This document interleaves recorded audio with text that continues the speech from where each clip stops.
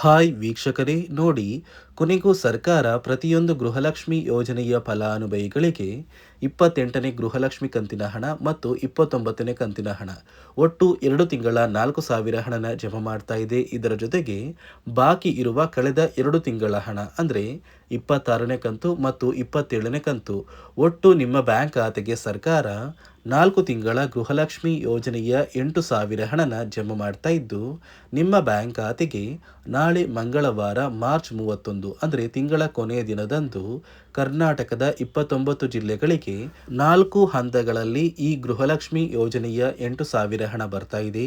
ನೀವು ಈ ಒಂದು ಹಣನ ಪಡಿಬೇಕು ಅಂದರೆ ಗೃಹಲಕ್ಷ್ಮಿಗೆ ಕೆಲವು ಹೊಸ ನಿಯಮಗಳು ಮತ್ತು ಮರು ಅರ್ಜಿನ ಹಾಕೋದು ಕಡ್ಡಾಯವಾಗಿದೆ.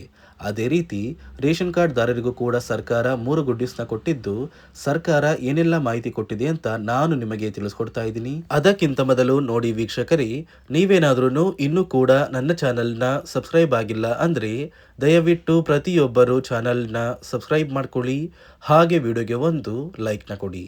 ಹೌದು ವೀಕ್ಷಕರೇ, ಸರ್ಕಾರ ಪ್ರತಿಯೊಂದು ಗೃಹಲಕ್ಷ್ಮಿ ಯೋಜನೆಯ ಫಲಾನುಭವಿಗಳ ಬ್ಯಾಂಕ್ ಖಾತೆಗೆ ಬಾಕಿ ಇರುವ ಕಳೆದ 4 ತಿಂಗಳ ಹಣ ಅಂದರೆ 26ನೇ ಕಂತು, 27ನೇ ಕಂತು ಹಾಗೂ 28ನೇ ಕಂತು ಮತ್ತು 29ನೇ ಕಂತು ಈ 4 ತಿಂಗಳ ಒಟ್ಟು 8,000 ಗೃಹಲಕ್ಷ್ಮಿ ಹಣನ ನಿಮ್ಮ ಬ್ಯಾಂಕ್ ಖಾತೆಗೆ ಕೊನೆಗೂ ಜಮಾ ಮಾಡುವುದಾಗಿ ಪ್ರತಿ ಫಲಾನುಭವಿಗಳಿಗೂ ಭರ್ಜರಿ ಗುಡ್ಡಿಸ್ನ ಕೊಟ್ಟಿದೆ.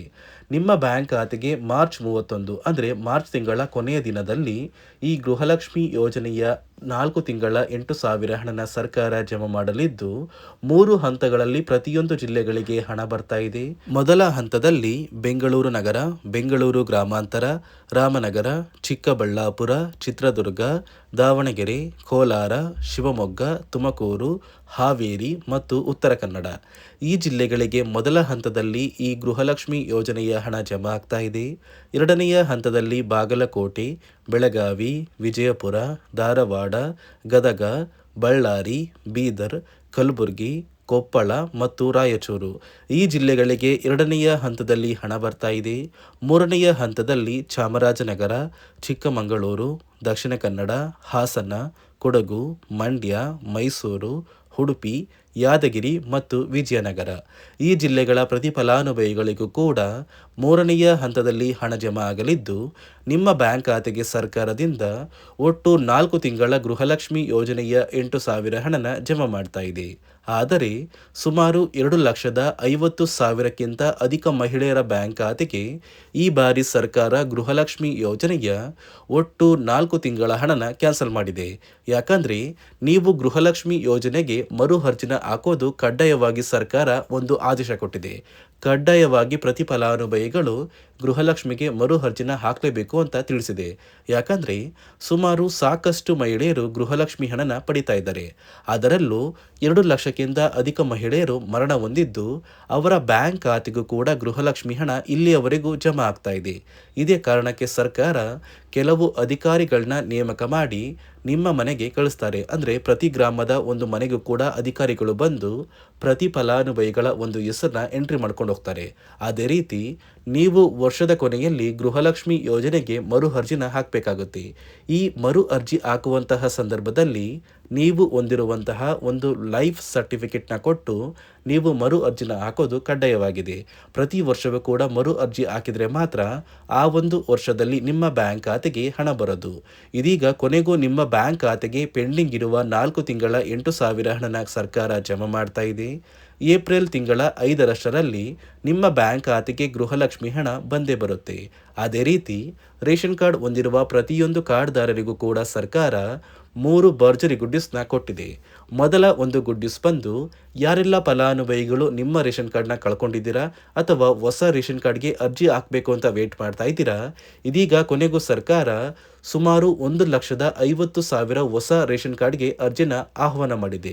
ನೀವು ಕೂಡ ಹೊಸ ರೇಷನ್ ಕಾರ್ಡ್ಗೆ ಅಪ್ಲಿಕೇಶನ್ ಹಾಕಬೇಕು ಅಂತ ಇದ್ರೆ ಅಥವಾ ನಿಮ್ಮ ರೇಷನ್ ಕಾರ್ಡ್ ಏನಾದರೂ ಕ್ಯಾನ್ಸಲ್ ಆಗಿದ್ದು ಹೊಸ ರೇಷನ್ ಕಾರ್ಡ್ನ ಪಡ್ಕೋಬೇಕು ಅಂತ ಇದ್ರೆ ಆದಷ್ಟು ಬೇಗ ಗ್ರಾಮ ಒನ್ ಇರ್ಬೋದು ಅಥವಾ ಕರ್ನಾಟಕ ಒನ್ ಇರ್ಬೋದು ಈ ಸೇವಾ ಕೇಂದ್ರಕ್ಕೆ ಹೋಗಿ ಹೊಸ ರೇಷನ್ ಕಾರ್ಡ್ಗೆ ಅರ್ಜಿನ ಹಾಕಿ. ಅದೇ ರೀತಿ ಎರಡನೆಯ ಒಂದು ಗುಡ್ ನ್ಯೂಸ್ ಬಂದು, ಈ ಏಪ್ರಿಲ್ ತಿಂಗಳ ಉಚಿತ ಅಕ್ಕಿ ಜೊತೆಗೆ ನಿಮಗೆ ಸರ್ಕಾರ 5 ರೀತಿಯ ಆಹಾರ ಪದಾರ್ಥಗಳು ಇರುವ ಅಡುಗೆ ಕಿಟ್ ಅಂದರೆ ಇಂದಿರಾ ಕಿಟ್ನ ವಿತರಣೆ ಮಾಡ್ತಾ ಇದೆ.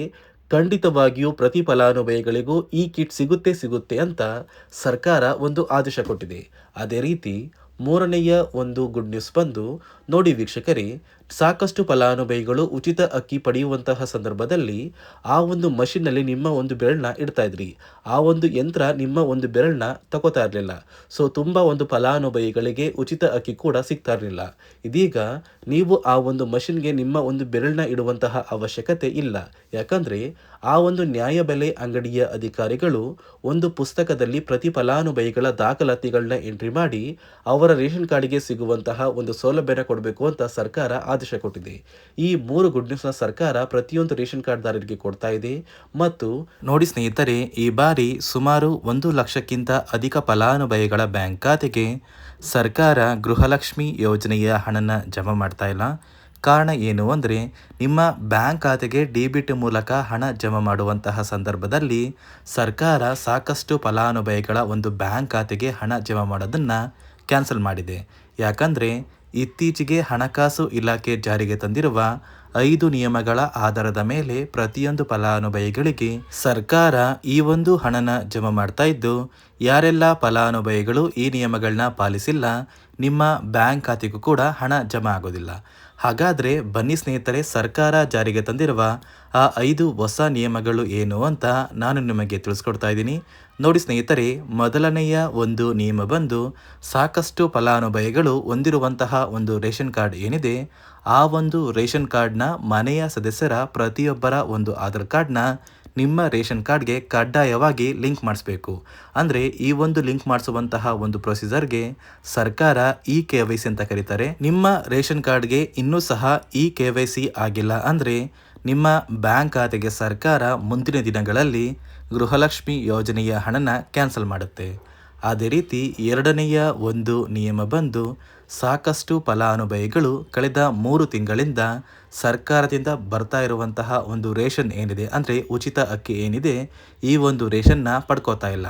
ಒಂದು ವೇಳೆ ಕಳೆದ 3 ತಿಂಗಳಿಂದ ನೀವು ರೇಷನ್ನ ಪಡ್ಕೊಂಡಿಲ್ಲ ಅಂದರೆ ಸರ್ಕಾರ ನಿಮ್ಮ ಬಳಿ ಇರುವಂತಹ ಒಂದು ರೇಷನ್ ಕಾರ್ಡ್ನ ಕ್ಯಾನ್ಸಲ್ ಮಾಡುತ್ತೆ. ನಿಮ್ಮ ರೇಷನ್ ಕಾರ್ಡ್ನ ಸರ್ಕಾರ ಕ್ಯಾನ್ಸಲ್ ಮಾಡಿದರೆ ನಿಮ್ಮ ಬ್ಯಾಂಕ್ ಖಾತೆಗೆ ಗೃಹಲಕ್ಷ್ಮಿ ಯೋಜನೆಯ ಹಣ ಇರ್ಬೋದು ಮತ್ತು ಸರ್ಕಾರದಿಂದ ಬರುವಂತಹ ಒಂದು ಸೌಲಭ್ಯಗಳನ್ನ ನೀವು ಕಳ್ಕೋಬೇಕಾಗುತ್ತೆ. ಅದೇ ರೀತಿ ಮೂರನೆಯ ಒಂದು ನಿಯಮ ಬಂದು, ನೋಡಿ ಸ್ನೇಹಿತರೆ, ನಿಮ್ಮ ಬಳಿ ಇರುವಂತಹ ಒಂದು ಆಧಾರ್ ಕಾರ್ಡ್ ಏನಿದೆ, ಆ ಒಂದು ಆಧಾರ್ ಕಾರ್ಡ್ನ ಕಳೆದ 15 ವರ್ಷಗಳಲ್ಲಿ ನೀವು ಯಾವುದೇ ರೀತಿಯ ಒಂದು ತಿದ್ದುಪಡಿನ ಮಾಡಿಸಿಲ್ಲ ಅಂದರೆ ನಿಮ್ಮ ಬ್ಯಾಂಕ್ ಖಾತೆಗೆ ಸರ್ಕಾರ ಗೃಹಲಕ್ಷ್ಮಿ ಯೋಜನೆಯ ಹಣನ ಕ್ಯಾನ್ಸಲ್ ಮಾಡುತ್ತೆ. ಯಾಕಂದರೆ ಸರ್ಕಾರದಿಂದ ಬಂದಿರುವಂತಹ ಒಂದು ಆದೇಶದ ಪ್ರಕಾರ ಪ್ರತಿಯೊಂದು ಫಲಾನುಭವಿಗಳು ಕಳೆದ 15 ವರ್ಷಗಳಲ್ಲಿ ಯಾವುದೇ ರೀತಿಯ ಒಂದು ತಿದ್ದುಪಡಿನ ನಿಮ್ಮ ಆಧಾರ್ ಕಾರ್ಡ್ಗೆ ನೀವು ಮಾಡಿಸಿಲ್ಲ ಅಂದರೆ ಕಡ್ಡಾಯವಾಗಿ ಆದಷ್ಟು ಬೇಗ ನಿಮ್ಮ ಆಧಾರ್ ಕಾರ್ಡ್ಗೆ ತಿದ್ದುಪಡಿನ ಮಾಡಿಸಿ. ಅದೇ ರೀತಿ ನಾಲ್ಕನೆಯ ಒಂದು ನಿಯಮ ಬಂದು, ನಿಮ್ಮ ಕುಟುಂಬದ ಒಂದು ವಾರ್ಷಿಕ ಆದಾಯ 7 ಲಕ್ಷಕ್ಕಿಂತ ಕಡಿಮೆ ಇರಬೇಕು. ಒಂದು ವೇಳೆ ನಿಮ್ಮ ಕುಟುಂಬದ ವಾರ್ಷಿಕ ಆದಾಯ 7 ಲಕ್ಷಕ್ಕಿಂತ ಜಾಸ್ತಿ ಇದ್ದರೆ ನಿಮ್ಮ ಬ್ಯಾಂಕ್ ಖಾತೆಗೆ ಸರ್ಕಾರ ಗೃಹಲಕ್ಷ್ಮಿ ಯೋಜನೆಯ ಹಣನ ಕ್ಯಾನ್ಸಲ್ ಮಾಡುತ್ತೆ. ಅದೇ ರೀತಿ ಐದನೆಯ ಒಂದು ನಿಯಮ ಬಂದು, ನಿಮ್ಮ ಕುಟುಂಬದ ಸದಸ್ಯರು ಅಥವಾ ಗೃಹಲಕ್ಷ್ಮಿ ಯೋಜನೆಯ ಫಲಾನುಭವಿಗಳು ಯಾರು ಕೂಡ ಸರ್ಕಾರಿ ನೌಕರರಾಗಿ ಕಾರ್ಯನಿರ್ವಹಿಸ್ತಾ ಇರಬಾರ್ದು. ಒಂದು ವೇಳೆ ನಿಮ್ಮ ಕುಟುಂಬದಲ್ಲಿ ಯಾರೇ ಆಗಿದ್ರೂ ಸರ್ಕಾರಿ ನೌಕರರಾಗಿ ಕಾರ್ಯನಿರ್ವಹಿಸ್ತಾ ಇದ್ದರೆ ನಿಮ್ಮ ಬ್ಯಾಂಕ್ ಖಾತೆಗೆ ಗೃಹಲಕ್ಷ್ಮಿ ಯೋಜನೆಯ ಹಣ ಕ್ಯಾನ್ಸಲ್ ಆಗುತ್ತೆ. ಈ 5 ನಿಯಮಗಳ ಆಧಾರದ ಮೇಲೆ ಪ್ರತಿಯೊಂದು ಫಲಾನುಭವಿಗಳಿಗೆ ಸರ್ಕಾರ ಹಣ ಜಮಾ ಮಾಡ್ತಾ ಇದೆ. ಒಂದು ವೇಳೆ ನೀವು ಈ 5 ನಿಯಮಗಳನ್ನ ಪಾಲಿಸಿಲ್ಲ ಅಂದರೆ ನೀವು ಕೂಡ ಗೃಹಲಕ್ಷ್ಮಿ ಯೋಜನೆಯ ಹಣದಿಂದ ವಂಚಿತರಾಗಬೇಕಾಗುತ್ತೆ. ನೋಡಿ ವೀಕ್ಷಕರೇ, ನಿಮ್ಮ ಬ್ಯಾಂಕ್ ಖಾತೆಗೆ ಸರ್ಕಾರ ನಾಳೆ ಮಂಗಳವಾರ ಮಾರ್ಚ್ 31 ಅಂದರೆ ತಿಂಗಳ ಕೊನೆಯ ದಿನದಂದು 4 ತಿಂಗಳ ಗೃಹಲಕ್ಷ್ಮಿ ಯೋಜನೆಯ 8,000 ಹಣನ 4 ಹಂತಗಳಲ್ಲಿ ಪ್ರತಿ ಜಿಲ್ಲೆಗೆ ಜಮಾ ಮಾಡ್ತಾ ಇದೆ. ಅದೇ ರೀತಿ ರೇಷನ್ ಕಾರ್ಡ್ ಹೊಂದಿರುವ ಪ್ರತಿಯೊಂದು ಕಾರ್ಡ್ದಾರರಿಗೂ ಕೂಡ ಸರ್ಕಾರ ಭರ್ಜರಿ ಗುಡ್ಡಿಸ್ಗಳನ್ನ ಕೊಟ್ಟಿದ್ದು ಪ್ರತಿಯೊಬ್ಬರು ರೇಷನ್ ಕಾರ್ಡ್ಗೆ ಸಿಗುವ ಸೌಲಭ್ಯಗಳನ್ನ ಪಡ್ಕೋತೀರಾ ಅಂತ ಹೇಳ್ತಾ, ಇದಿಷ್ಟು ಸರ್ಕಾರದಿಂದ ಬಂದಿರುವ ಹೊಸ ಮಾಹಿತಿಯಾಗಿದೆ. ನಾನು ಕೊಟ್ಟಿರುವಂತಹ ಮಾಹಿತಿ ನಿಮಗೆ ಇಷ್ಟ ಆಗಿದ್ದಲ್ಲಿ ದಯವಿಟ್ಟು ಪ್ರತಿಯೊಬ್ಬರು ನನ್ನ ಚಾನಲ್ನ ಸಬ್ಸ್ಕ್ರೈಬ್ ಮಾಡ್ಕೊಳ್ಳಿ, ಹಾಗೆ ವಿಡಿಯೋಗೆ ಒಂದು ಲೈಕ್ನ ಕೊಡಿ.